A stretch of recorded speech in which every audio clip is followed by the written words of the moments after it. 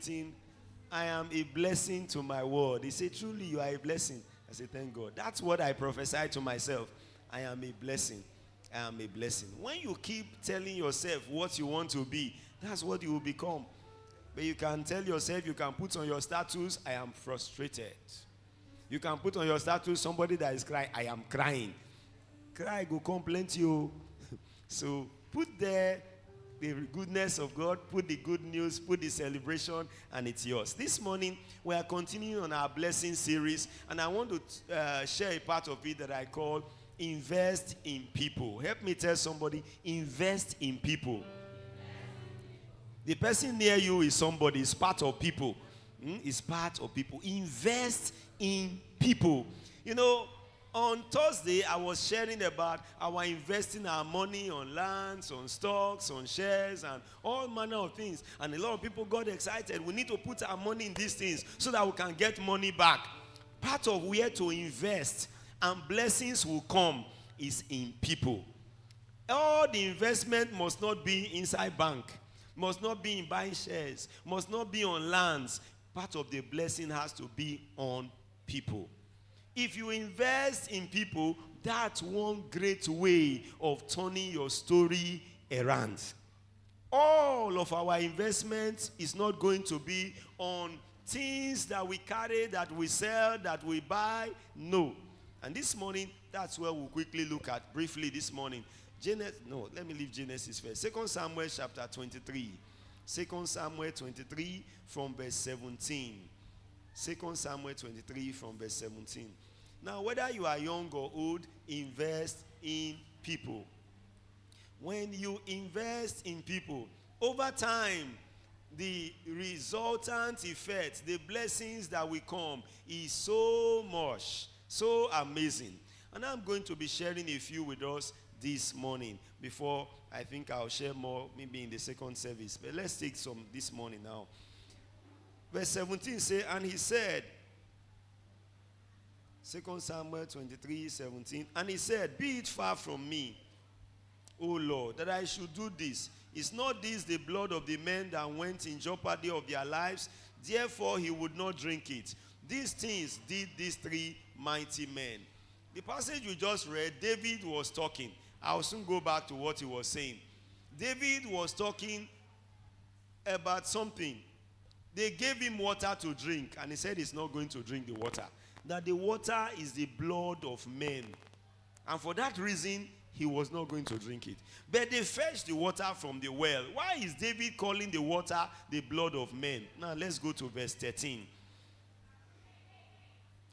Let's start from 14 now. And David was then in an hold, and the garrison of the Philistines was then in Bethlehem. And David longed and said, oh, that one would give me drink of the water of the well of Bethlehem, which is by the gate. And the three mighty men broke through the host of the Philistines and drew water out of the well of Bethlehem that was by the gate, and took it and brought it to David. Nevertheless, he would not drink thereof, but poured it out unto the Lord. Look at the beginning of that verse now. David was thirsty for water. Where was the water? The water was in Bethlehem. Bethlehem was a place guarded by the soldiers of their enemy, the Philistines. They were the ones that have captured Bethlehem. So they were in charge of it. David, an Israelite, wants to drink water in a part of Israel that is in the hands of the Philistines. Now, how can he get the water to drink? He could only wish, I wish I can have water to drink. I really like the waters of the wells of Bethlehem. Those waters are nice water. When you drink it, the way you feel is different. I need that water. But now, to go there means you have to fight. To go there means you have to enter your enemy's territory to get that water. And imagine David said, I would have loved to drink that water, but there's nothing I can do now. 3 of his men were told. 3 of them said, our master cannot need water. No matter where the water is, we will get that water for him. And the Bible says 3 of them got up and broke through the camp of the Philistines. They killed several Philistines in order to get to where the well is. Any Philistine that stood in their way, they killed him. Anyone that tried to stop them, they killed him. They killed as many as they can kill just to get to the water. And when they got to the water, they fetched it and they brought it back. When David heard how many men have died because of this water he wants to drink, he said, this is blood water. I can't drink this kind of water. He poured it out to the Lord. Now, why did these men risk their life to go and fetch water for David? Why were these men looking so foolish? Why? These men went at the risk of their life to get water for David. What was the reason? If any of them have died, what would be the story? They went to bring water that David would drink. That's why they died. Not that they were fighting any war. Not that there was anything serious. Not because of money. Not because of land. Ordinary because of water. That is the question. But why did these men decide to go and fight to give David water? Why were they so obsessed with pleasing David at the risk of their own life? Simple answer. David turned them from nobodies to who they are. When we read the passage we just read, the Bible said, 3 of David's mighty men, they were not mighty before. When you go to 1 Samuel chapter 22 from verse 1, the Bible said these were frustrated men. These were men who were not happy with their life. These were debtors. These were destitute. People that roamed the streets aimlessly, nothing to show for their life. But when they began to follow David, David turned them from destitute to mighty men. So when they look at their position today, they said, we cannot say because we have grown, we will neglect David. David is the person that made us who we are today. So anything he wants, we'll do it for him. If it means to die for him, we will die for him. That's the simple answer. So when David said, I need water, they said, don't worry, master. It is water you shall have. Why? David invested in people. Part of your investment in life should be in people. Some of us, our children are not trained. We did not invest in them. We invest in their education. We pay their school fees. We buy their books. We make sure they look good. But we have not invested in their being good human beings. There is investment of ordinary education, certificate, so that they can tell you they now have paper, I'm a graduate. But they have no character. You have not invested in them. You can invest in people. And when the people are made, they will look back and say, look at who made us. I told you a story the other time of a woman who entered marriage. I wedded that young man. When she came into the marriage, she met 3 small children. Their mother had abandoned them. Babies. Small children. The mother, in anger, left the marriage. The man was too poor. Life was very rough. And she left. When she came, she took those children as her own. She trained them. And today, those children are big people in the society. So when one of them was to get married, and the mother came to see me in church then and said, my son is getting married, but he is not taking me as mother. He fixed this other woman as the mother. And me, the mother, I'm alive. I said, you mean? I've never seen you before. I didn't know. He said, I'm her mother. I'm his mother. I said, this is a person I know as a mother, but no problem. I'm going to call him. And when he came, he stood his ground. He said, I want to let you know, this woman is my mother. You attend the marriage if you want. If you don't want to attend, you can stay at home. This one is my mother. This is the person that brought me up. This is the person that trained me. This is the person that made me who I am today, not you. Where were you when I was small till I grew and became who I am today? So this is my mother. On that wedding day, if you make any trouble, I throw you out. And that was how it happened. Say, this is my mother. Why? That woman invested in these children. When the sister of that young man was to marry, I also was in that marriage too. It was the same woman. He said, she invested in our life. She made us who we are today. All your investments, if your tomorrow will be good, it should not be in lands and houses alone. It should also be in human beings. Put something in the life of people. It is not my child, so you treat the child anyhow. Do you know who that child is going to be tomorrow? It may just be a neighbor's child. Where my wife started her lab from was from one of the father's tenants' hospital, Sage Clinic. That's where the lab started from.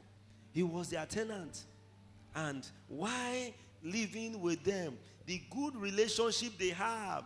He said, no, this man is such a good man that I will do anything for his children. Anything.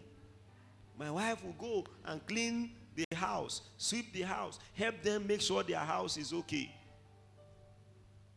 And over the years till date, that Igbo man does not play with that family. No matter what. If the father needs anything, he will go to any land, call any hospital and introduce, that's my father. Make sure you treat him well. And will personally go to the clinic himself. To date. Why? Investing in people. When she was to start a lab, where do I say, come over to my clinic, take this section and use it as your own. That's where the lab began from. That now have branches in different places. That's where it started from. And no matter the crowd of people you see in that clinic, once I arrived there, they say, Pastor, I said, let him come. What is he waiting for? Somebody had invested.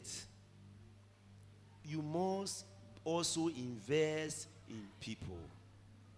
You don't relate well with people.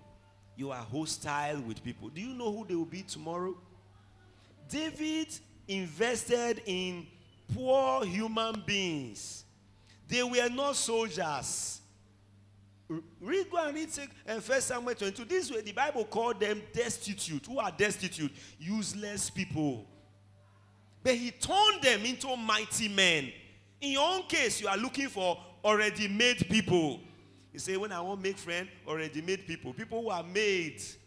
So that when you want to go party na pathway, people wear different kinds of things. But some people raise those people from the ground to where they are. Some people invested in those people. Some people befriend those people and transform them into who they are today. Who are you investing on? You must invest in people. So, David's investment was not lands. He was running from one forest to the other, one wilderness to the other. But he had human beings he had invested on. He had helped. He had contributed to their becoming better. And they said, this man made us better today. This man made us who we are. This man contributed to lifting me. This man contributed to pushing me to where I am today. So if he wants to drink water, we get him water. Are there people that will risk their life because of you? It's time to also invest in people. Go out of your way to do something for people. Don't stay there doing nothing for nobody. All you think about is yourself, yourself, yourself. No. If you are going to have a wonderful tomorrow, there are people that you need to invest on today. There are people you need to find a way. So it's not all about money. It's not about money. Sometimes it's the good you consistently do to the person. Now, what did they do for that doctor? He stayed in their compound. They gave him all the support. The children helped to clean his house, helped to do one or two things for him continuously. And today, I'm married to the family, but I'm treated as part of family. The doctor's wife comes to my house too. Comes to see pastor. What's the connection? Somebody invested in them. Now, your children may not get any connection to any big thing if you are not investing in anybody today. You don't want to be a blessing to others. Part of your success is who have you invested in. When Daily Miracles Church started, there was a young lady who came to see me. She said, I heard you had begun a church. She and the mother attend winners. But they came. He said, you would need certain things to be able to organize this, organize that, and organize that. You have been a blessing to us. She's a nurse. She should be UK now somewhere, but she was around. He said, we will give you everything you need. My mother works in this section of our church. I'm going there. And everything you will need for your church, I'll try to get them for you. So some of the things I began to read when the church started came from her, free of charge. Begin to bring them. Now there's another senior pastor there again, who I also was going to their house when the father was alive. Father is a late bishop now, and I go there almost every Saturday to go and do anything I can do to help them clean their house. And I'll stay there almost the evening. And he said, I met him, says the provincial wanting, controlling how many states. He saw me. Hey, Mingo sir, what would you need? Until date, he sends me so many things. Say anything you would need. You must first of all invest. You know why some of us have nothing to reap? Because we have sown nothing. You can't go to your farm full of grasses and you go there and you are laughing at those who are clearing their own. Those who are planting, say, I don't know why you are suffering yourself like this. If you cut this grass, they will still grow again. If you cut them, they will still grow again. It's true they will grow again, but should we leave them like that? It's true that when you invest in some people, some will not appreciate. It's true, but some will. So we find that David was able to drink the water from Bethlehem because they were men he had turned from ordinary men to successful men. You too, you want to have a wonderful tomorrow. The second part of that is that not only did David enjoy drinking the water from Bethlehem, there was a second part to it. Goliath's sons were to kill David. Goliath's sons attempted to kill David. And one of David's soldiers came from behind, killed the giant, and rescued David. And what was the reason he gave? He said, no, David, you will no longer go to war with us. Lest they kill you and they quench the light of Israel. Any other war that come, we will go and fight. Sit at home. Is there in your Bible? I'll be reading that. He said, any other battle that come, it's your battle. You are the king. But any war that come, we will go and fight it for you. You don't need to go.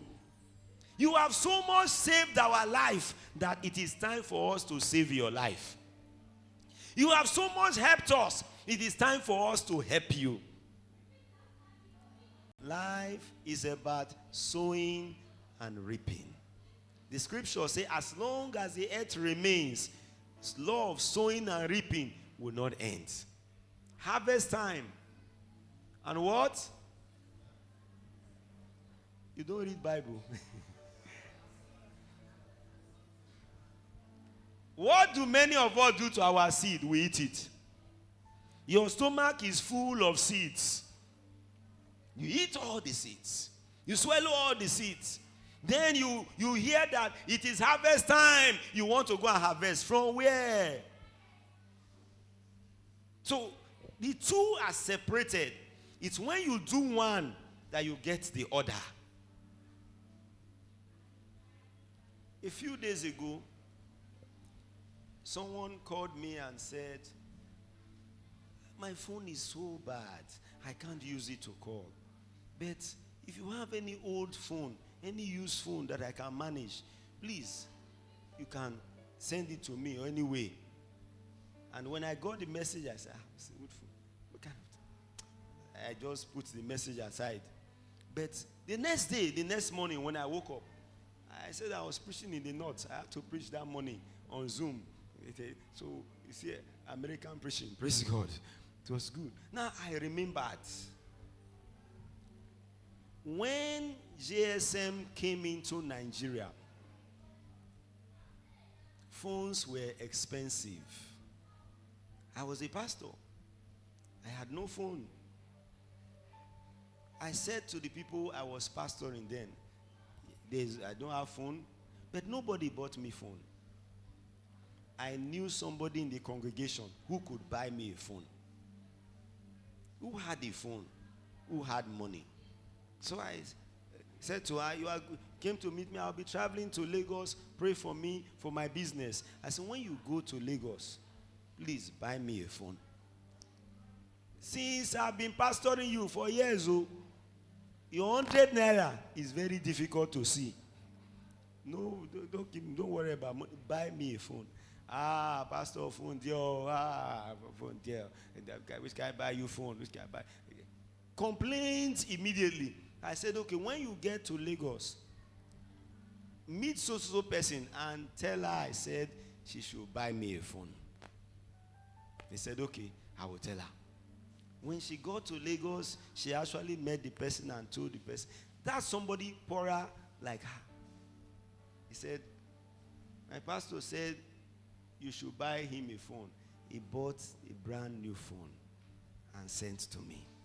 When he came back from travel, said, I've come. Here is your phone. I said, she bought it. He said, yes, I should give it to you. I said, so what did you now buy inside? He said, nothing. I said, you could not buy even line. I'm telling you what I asked her then. I said, even line you could not buy. Nothing you could buy. Credit, nothing you can buy inside. Pastor, I said, okay. I took the phone.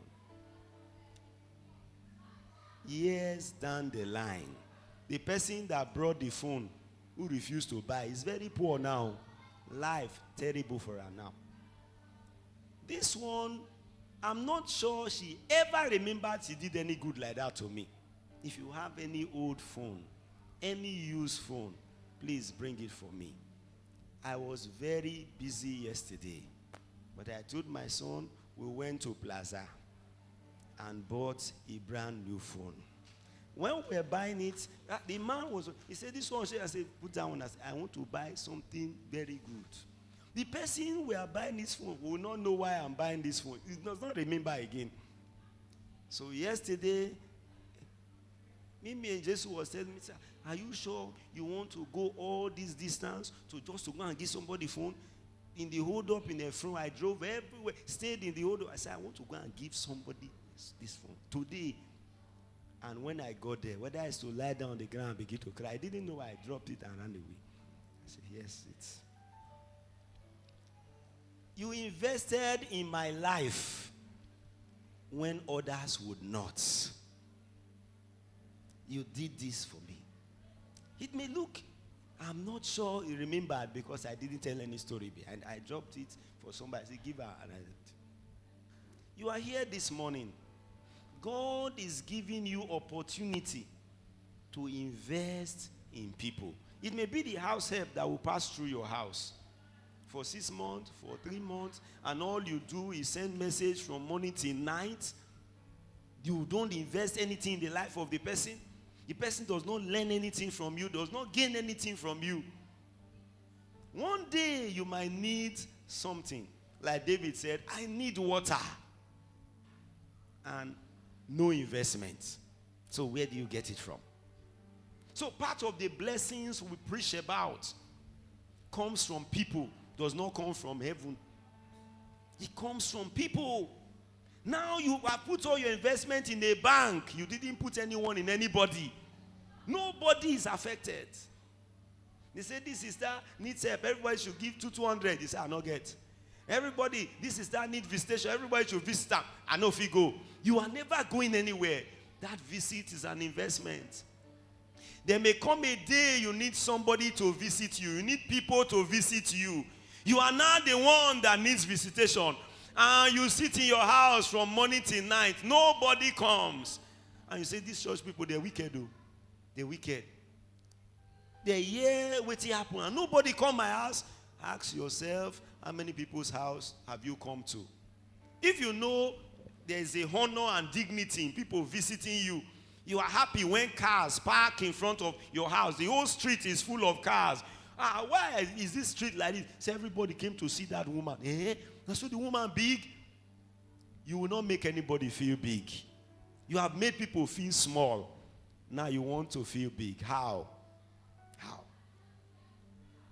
You must invest in others. You are looking for joy, give other people joy. You want people to make you laugh, make other people laugh. Don't stress other people. It is the investment of David that brought returns. It is the investment of David that saved his life. David did not die. Goliath's son could not kill David. He wanted to revenge the death of his father. But somebody came, no, you cannot do this. And David, you won't go to war with us again. We don't want you to die. You have helped our life. When you look around, where are the people you have invested something on? Where are they? Don't be like Nigerian politicians, stingy, thinking of yourself alone, how you will eat alone. Everything is about yourself. But you know why? Some of these people, however bad they may be, they still have supporters and people who stand for them. Some of them have invested in certain people. You may not like Nweke, but you have those who will die for him because he has invested in them. He bought form for them. He helped them win the election. He put them in the position they are, so he's the one that put them. So you say, this man is very bad, very, very bad. He bad, oh. For back, if you say he bad, oh, but for front, the lie is good. You may not like Tinubu, but there are people that will still die for him because he puts them where they are. You cannot become anything in Lagos without him. He puts everybody in position. So when you are in that position, what will you sing? On your mandate, we shall stand. He has invested in them. Who will sing your song? Who will stand to support you? Is it strangers? David had men. All these men, the three mighty men who stood to fight David's fight. None of them is his brother, is his sister, is his uncle. All our own is family, family, family, family. Invest in people. If you leave your family, you go to your tribe. You come up for your tribe, you are always centered around certain things. Are you not going to go far in life? Are you not going to go beyond this place? Who are you investing on today? If you are in charge of a house fellowship, the 5 people, the 6 people you are pastoring, because that is pastoring people. What investment are you making on their life? What help are you helping them? This message I'm going to preach, Lord, let it really change. Do you pray for them? Do you visit them? Or you are waiting for them to come again? Do you go to their houses? Do you see what you can do to help? Do you counsel their children? Do you spend time to do anything? You must invest in people. Stand on your feet, we want to pray. The investment that will bring the abundant blessings we are looking for, all must not be in the bank, must not be in shares. Some of them have to be in people. Some of the things that you cannot get, those people will help you get it. Some of the places you cannot go, those people will carry you there. Why? You have invested in them. This morning, I don't just want you to pray. I want you to think for a moment. Have I really invested in people? Are there people that I can say I have contributed to their life becoming better?